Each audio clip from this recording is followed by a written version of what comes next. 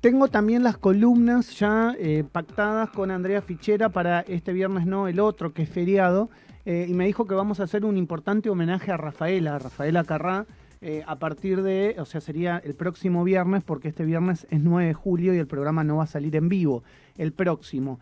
Y el otro también me decía que íbamos a hacer un especial muy interesante también con Cher. Así que bueno, tenemos ya las columnas de los viernes muy pero muy programadas para cerrar como siempre la semana de una gran manera. En el día de hoy, como todas las semanas, en este caso como todos los martes, vamos a hablar con el querido Juan Lesque de las cosas que están pasando en el Congreso, porque realmente están trabajando, está movido el Congreso. Raro siendo un año electoral, pero bueno, se ve que lo que se movió poco el año pasado tiene que moverse este. Hola Juan, buen día, ¿cómo te va? Maxi, Augusto, ¿cómo están? ¿Cómo andás? Buen día, ¿bien? Bien, sí, como vos planteás, el jueves hubo una sesión y esta semana, aunque sea corta, como vos planteabas que el viernes es feriado, hay varias reuniones de comisión en este momento. Miro hacia la TV que tengo a mi izquierda, está hablando Pablo Tonelli, el diputado del PRO, en la bicameral de trámite legislativo. Porque como planteaste y contaste recién, Maxi, que Carla Bisotti estaba hablando en el Congreso, Sí. la ministra de Salud, Carla Bisotti, junto a la secretaria de Legal y Técnica de la Nación, Vilma Ibarra, y Cecilia Nicolini, que trabaja en conjunto con Carla Bisotti en lo que tiene que ver con las negociaciones por las vacunas, están exponiendo en el Congreso sobre el decreto 431, que salió el 2 de julio y tiene que ver con lo que hubo mucho ajetreo en estos días sobre si vienen o no, o se confirma o no la luz verde para que lleguen vacunas de los laboratorios Pfizer, Moderna y Johnson, que servirían, están probadas para un plan de vacunación intensivo, lo que tiene que ver con la población de niños, niñas y adolescentes de riesgo. Sí, sí. En este caso, por lo tanto, están contando el decreto, que bueno, acuérdense, les hago un pequeño paneo el jueves. No se pudo votar en el recinto, digamos, no, la oposición no consiguió los votos para modificar el artículo 4 de la ley de vacunas que se aprobó en noviembre de 2020 y donde se encontraba la palabra que, según el gerente de Pfizer en la Argentina, Baquer, fue la que trabó la negociación y que era la negligencia en el caso de que pueda haber alguna, digamos, represalia si pasa algo con una vacuna. Exacto. Fue totalmente raro, no solo la palabra que se agregó después, aparte, por una movida de la diputada Cecilia Moró, porque no estaba en el inicio de la ley de vacunas, y eso trabó toda la negociación. Creo que, como planteamos acá, recuerden que yo les conté cuando se hizo la primera reunión de los laboratorios, que Sergio Massa, por así decirlo, se enojó y dijo, bueno, que vengan los laboratorios con los cuales estamos negociando vacunas a hablar al Congreso, que vengan a Exacto. exponer cómo es el plan de negociación para que quede todo transparente. Y de Bueno, hecho pasó, eh, de hecho fueron. sí, pasó, tal vez, por ejemplo, del Caño alzó la voz el diputado de la izquierda, que ya no está porque ellos realizan unos cambios cada algunos meses y hoy el Caño no está siendo diputado nacional, planteaba que AstraZeneca no había ido y mandó un escrito, y era uno de los que más vacunas habíamos firmado para que lleguen. Ujú. Digamos, si él había recaído en la figura de Hugo Sigman, como que no estaba dando la cara. Pero bueno, empezaron a llegar de manera más pronunciada vacunas de AstraZeneca. Y bueno, y eso quedó ahí saldado. El tema ahora, Maxi y Augusto, es cómo, cuándo y a partir, digamos, de qué momento van a empezar a llegar vacunas. Recordemos que no solo Argentina negocia con los laboratorios, sino que además Estados Unidos está realizando donaciones de vacunas a países limítrofes de la Argentina. Por ejemplo, Paraguay estará recibiendo entre el día de ayer y hoy aproximadamente 1 millón de vacunas Pfizer. Claro, claro. Entonces, Argentina necesita agilizar. Por eso Alberto Fernández tomó la decisión de, bueno, no nos ponemos de acuerdo en el Congreso con modificar el artículo 4 de la ley de vacunas, vamos a tener que sacar el decreto 431. Entonces, hoy se está exponiendo en el Congreso, la bicameral de trámite legislativo está integrada por ambas cámaras, tiene 8 representantes de cada una, la preside Marcos Clery, que es diputado del Frente de Todos de la provincia de Santa Fe, y yo creo que esto va a dar cierta agilidad porque también es lo que estaba pidiendo la oposición. Digamos, la oposición se quedó muy metida en ese tema. Recordemos que hicimos un análisis más político y electoral que sanitario, y planteábamos cómo la oposición usa como un caballito de batalla, tal vez, el tema de la demora en la negociación con Pfizer, que diríamos que, yo no sé si afirmar que es una de las mejores vacunas del mundo, porque me parece que las que se ponen en Argentina también son bastante efectivas, pero vamos a decirlo así, es la que mejor prensa tiene en el mundo, y además, esto sí está probado, es la que sirve para la población de riesgo de, por ejemplo, 12 a 18 años. Sí, Y para algunas patologías de riesgo de personas mayores de 18 años que solamente se pueden poner Pfizer. Sí. Eso sí está probado. Después, si tiene más efectividad que Sputnik, que AstraZeneca o Sinopharm, que son las que se ponen en Argentina, eso se evaluará a la medida que se empiece a vacunar acá con esas vacunas, también tanto Moderna y Johnson Johnson. Otro punto, ANMAT ya tiene aprobada Pfizer. O sea, ya si nosotros arreglamos con el laboratorio y llega Pfizer, se empiezan a aplicar. Y está aprobada también para los menores de 16. Exacto, ahí ya después el Ministerio de Salud de Nación va a tener que ya está hecho el plan de vacunación, por eso, digamos, este decreto tiene ese nombre, digamos, como el plan de vacunación, digamos, con la inclusión de esa población que hoy en día tal vez en el plan de vacunación no existe. Hoy en la Argentina no se vacunan personas menores de 18 años. Exacto. Entonces, el énfasis está puesto ahí y luego el Ministerio de Salud, cuando lleguen esas vacunas, determinará a qué población cada una de las provincias se la tiene que dar. Vos recién dijiste algo que no me parece para dejar pasar, inclusive entendiendo, digamos, la rosca política, como se denomina habitualmente. ¿Por qué la oposición está tan enfrascada en hablar del tema de la vacunación y de la negociación en la vacunación? Y el otro día yo también charlando con un amigo decía, no hay otras cosas que pasan en la Argentina como para que la oposición tome como bandera y salga a decir, che, el gobierno está haciendo esto mal, el gobierno... Y yo creo que tiene que ver con algo que es la cercanía en el tiempo en la que cambió el poder. Es decir, Juntos por el Cambio fue poder o fue gobierno hasta hace 1 año y 8 meses.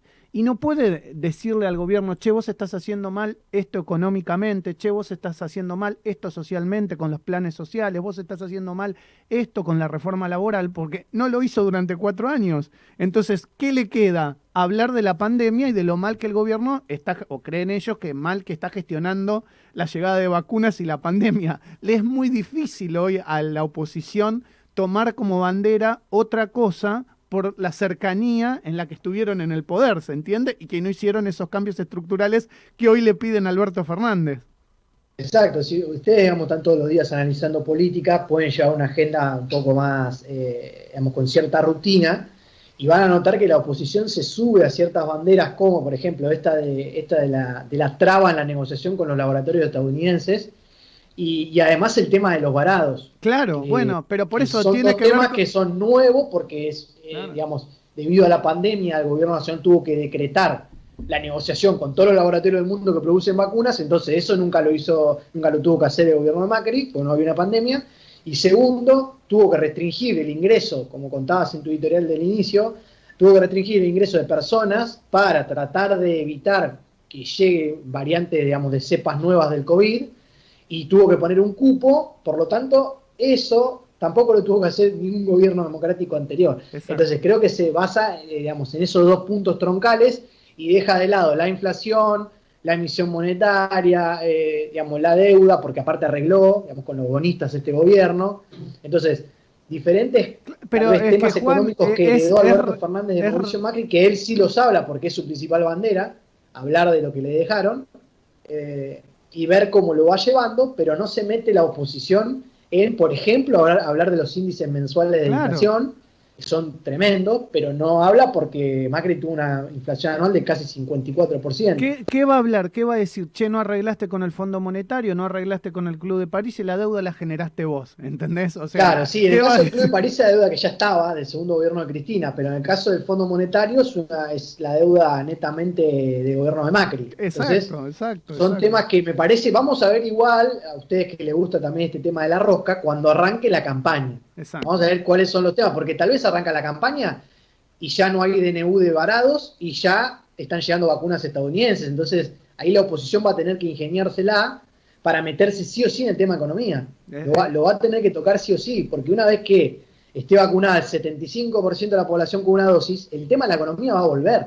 Entonces, el aumento de nafta, digamos, todo lo que tiene, los aumentos que hoy en día todavía están congelados y no hacen disparar un poco más la inflación, digamos, van a tener ciertos retoques y se puede generar, como siempre en las elecciones, digamos, la fuente del gobierno también lo dice, genera ciertos temblores la llegada de las elecciones. Le pasó a Macri, digamos, tuvo una corrida bancaria después de la elección de las PASO. Entonces, me parece que la oposición va a llegar tal vez a la meta, digamos, a la línea de comienzo de la campaña con vacunas Pfizer en el país. Ojalá, digamos, esto más allá de cualquier partido político, ojalá que la vacuna de Pfizer llegue en cuanto antes. Seguramente la donación, esto ya metiéndonos de nuevo en el tema, la donación va a ser primero que las que lleguen por la negociación.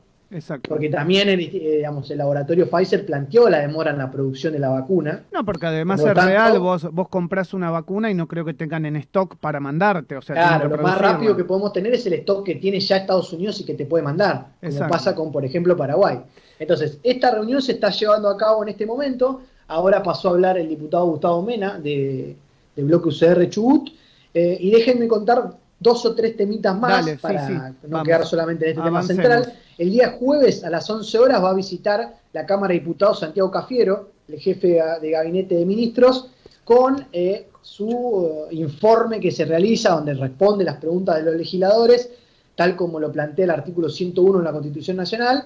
Y seguramente vamos a tener este tema que estamos hablando, de las rispideces de Varados y de las vacunas con los laboratorios estadounidenses, van a ser las principales preguntas de los legisladores de la oposición. Siempre se plantean esos temas más espinosos.